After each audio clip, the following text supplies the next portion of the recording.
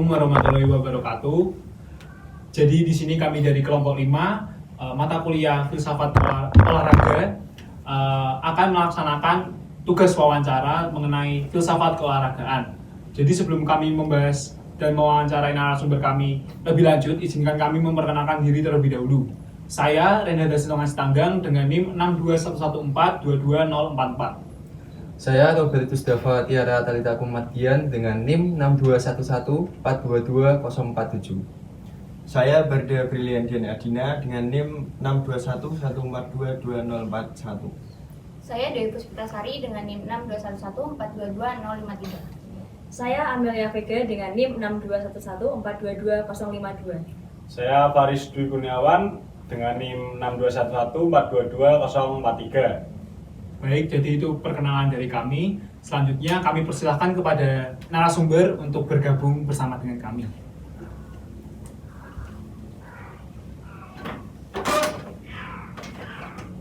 Oke, jadi di sini kita sudah bertemu langsung dengan narasumber yang akan kami wawancarai. Selamat sore, Mas. Selamat sore. Mungkin bisa memperkenalkan diri terlebih dahulu. Oh ya, nama saya Aksan Tabdiasari Christopher dari mahasiswa Wali Songo Semarang, Fakultas Sosiologi dan Humaniora, prodinya Teknik Islam. Saya semester 7. Panggilannya Erik. Oke, jadi terima kasih pertama-tama kepada Mas Erik yang sudah berkenan untuk kelompok kami wawancarai.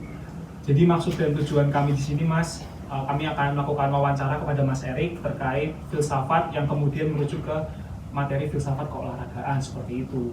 Jadi mungkin biar nggak lama-lama lagi, kita mulai saja sesi wawancaranya sore hari ini. Untuk pertanyaan pertama nih, Mas, bagaimana pandangan dari Mas Erik terkait dengan istilah filsafat? Kalau bicara tentang istilah filsafat itu sangatlah mudah, tetapi filsafat itu sendiri pemikirannya itu sangat luas. Jadi seseorang itu mempunyai pemikiran filsafatnya sendiri. Itu namanya filsafat. Karena filsafat itu kan pertama kalinya itu dari Yunani, yang artinya filosofi kan. Filosofi itu artinya cinta dalam kebijaksanaan. Jadi orang-orang yang filsafat harusnya itu cinta dalam kebijaksanaan dengan cara ya jangan terlalu berpikir dengan radikal atau ya di atas logika orang masing-masing gitu aja. Terus di dalamnya filsafat itu mengkaji tentang nilai-nilai luhur, budi pekerti, eksistensi, dialektika, dan contoh dari cabang filsafat itu ada epistemologi, etika, estetika, sospol, sosial, politik, terus logika, dan juga epistemologi itu sendiri. Sesuatu yang berhubungan dengan konsep filsafat disebut filosofis. Orang yang belajar filsafat disebut filsuf. Itu menurut saya tentang istilah filsafat secara umumnya. Oke, terima kasih jawabannya Mas Erik. Tadi juga saat perkenalan nih Mas Erik menyebutkan Mas Erik adalah salah satu mahasiswa yang mengambil jurusan filsafat. Nah, mungkin ini akan merujuk ke pertanyaan selanjutnya. Mungkin bisa langsung ditanyakan. Untuk pertanyaan selanjutnya, Mas Erik sebagai seorang yang mendalami atau masuk di dunia filsafat, pasti Mas Erik sendiri punya tokoh sebagai acuan atau dengan kata lain sebagai idola dalam dunia filsafat. Itu siapa Mas Erik? Kalau menurut saya sendiri sebagai mahasiswa filsafat, tokoh yang saya aju itu ada dua. Yang pertama Aristoteles. Aristoteles itu filsuf Yunani yang berkembang atas pemikiran logikanya yang sangat relevansi karena dia itu mengembangkan pemikiran yang adil di dunia barat maupun pemikiran yang di dunia timur, karena filsafat kan ada filsafat barat, ada filsafat timur. Filsafat barat yaitu tadi Aristoteles dan lain-lain. Kalau filsafat Islam ada Ibnu Sina, Ibnu Rus, terus siapa lagi itu. Nah, saya berpacu sama Aristoteles karena menurut saya logikanya Aristoteles itu membuktikan bahwa bumi itu bulat. Kalian mesti mengira-ngira, kan ada misalnya celetukan bumi itu bulat atau datar. Iya, Ya. iya. Nah, dari salah satu ini saya juga belajar dari situ bahwa Aristoteles itu membuktikan bahwa bumi itu bulat karena dia dalam mempelajari filsafat dengan hukum alam membuktikannya dengan gerhana bulan. Dia jadi berjalan dari mengikuti perjalanan gerhana bulan itu sendiri. Yang kedua itu ada Erich Fromm. Erich Fromm itu filsuf Jerman yang mana relevansi pemikirannya itu tentang humanisme atau kemanusiaan dengan memberikan pengembangan teori kritis dari dalam diri manusia agar integritas pemikiran seseorang itu sangat tinggi karena dari diri sendiri seperti individualisme ada yang kelompok Dari diri mereka sendiri dan juga universal. Ya. Oke, berarti kalau bicara tentang idola atau acuan dalam filsafat mungkin tadi dijelaskan ada sama mas idolanya Aristoteles sama ya itu kan pasti kayak mungkin ada sedikit ungkapan-ungkapan yang mungkin keluar dari apa yang mungkin tadi Aristoteles ciptakan seperti pembuktian bumi itu bulat segala macam. Mungkin ini bisa merujuk ke pertanyaan selanjutnya nih mas. Iya. Bisa langsung dibacakan. Bicara tentang humanisme tadi, menurut Mas Erik itu apa sih pendapat tentang gerak atau human movement pada filsafat itu sendiri?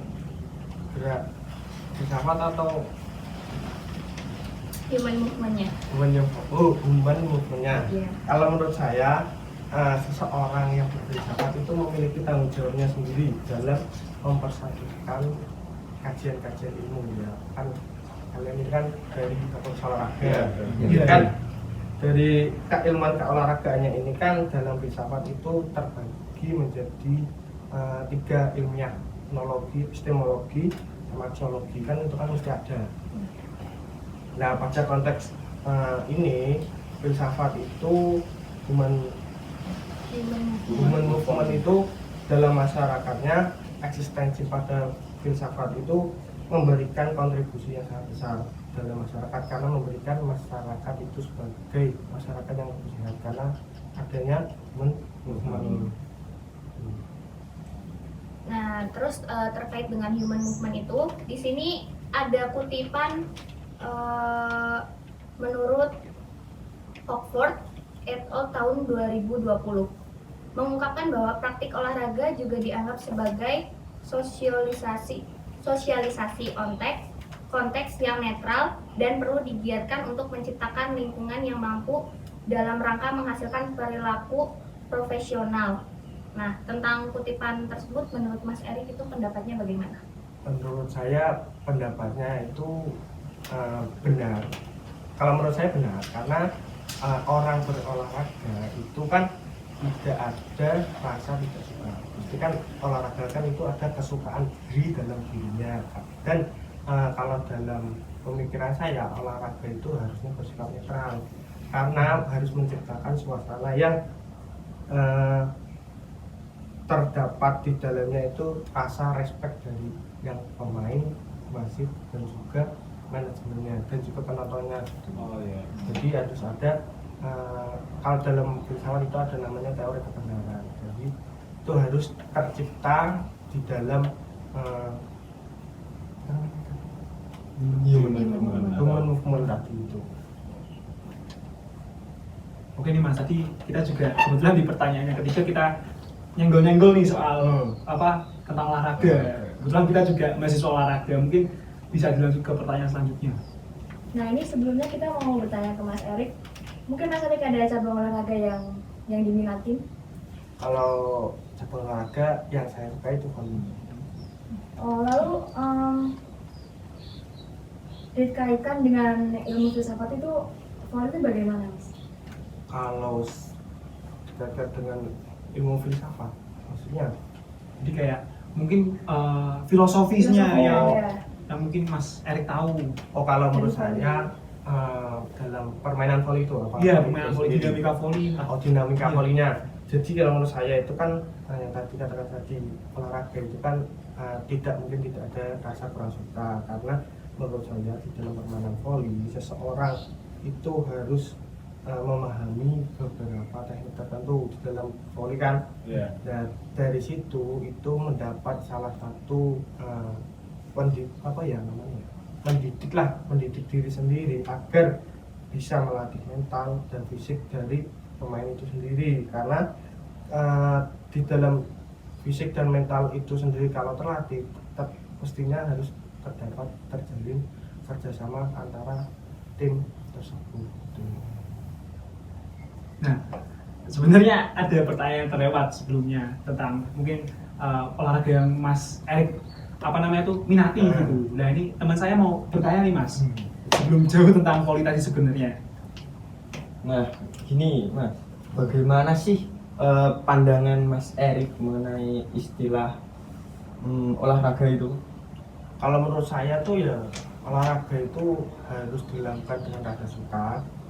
Karena dilakukan dengan rasa suka itu kan harus kita kan melakukan sebuah aktivitas. Dengan melakukan sebuah aktivitas itu tentunya kan ada sebuah teknik-teknik tertentu di dalam sebuah olahraga ya, kayak volley ya harus bisa passing apa-apa, kalau futsal harus bisa apa dan lain-lainnya kan gitu. Nah di dalam situ harusnya itu ada cara bagaimana kita harus bisa konsisten dalam melakukan sebuah olahraga.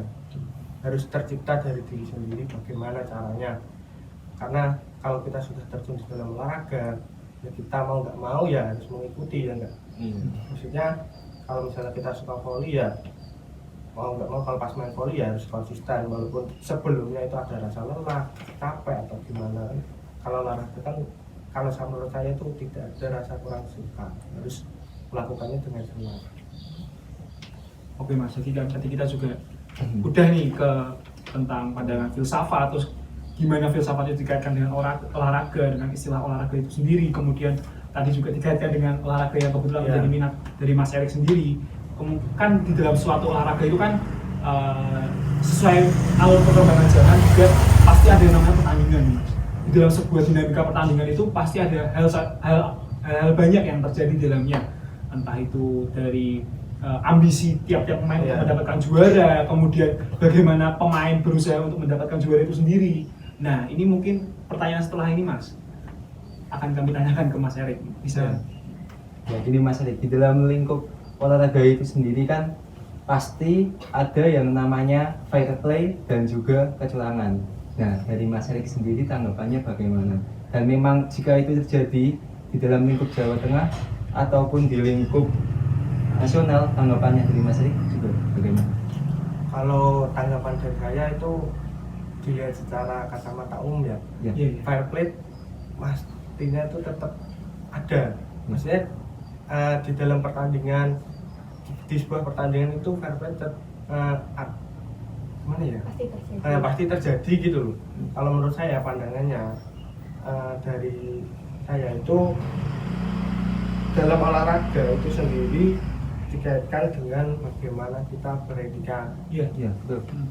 Beretika karena di dalamnya mestinya kita harus mempunyai rasa hormat, respect pada diri sendiri dulu lah. Respect pada diri sendiri dulu. Kalau kita mau dihormati ya kita harus menghormati orang lain gitu kan. Nah maksud saya kan di dalam olahraga itu harus dijunjung rasa itu sportivitas itu. Jadi di dalam permainan tersebut ada respect dari pemain, wasit atau juga penonton, sama juga dari manajemen. Karena menurut saya sifatnya itu netral, karena bagaimana relevansi kehidupannya dianggap dari ekspresi karya manusia, maksudnya ekspresi dari diri manusia yaitu dari pemain, wasit atau penonton itu kan mempunyai rasa ambisi kan, mempunyai rasa ambisi. Nah akan tetapi kalau kita menyikapi dengan rasa sikap mental yang baik atau sikap yang tadi itu tentunya akan tercipta bagaimana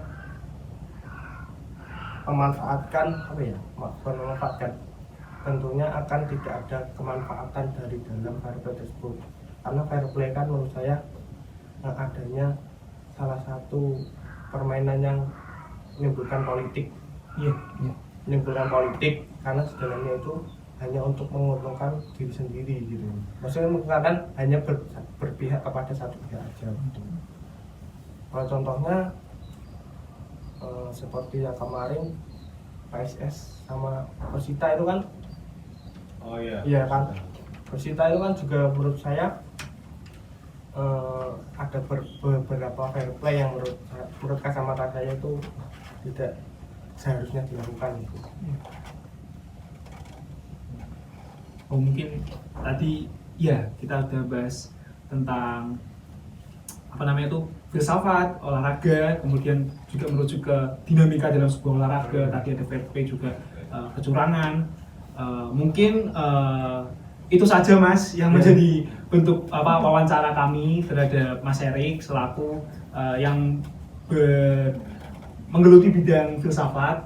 Jadi kami mengucapkan banyak-banyak terima kasih kepada Mas Erik yang sudah berkenan kami wawancarai.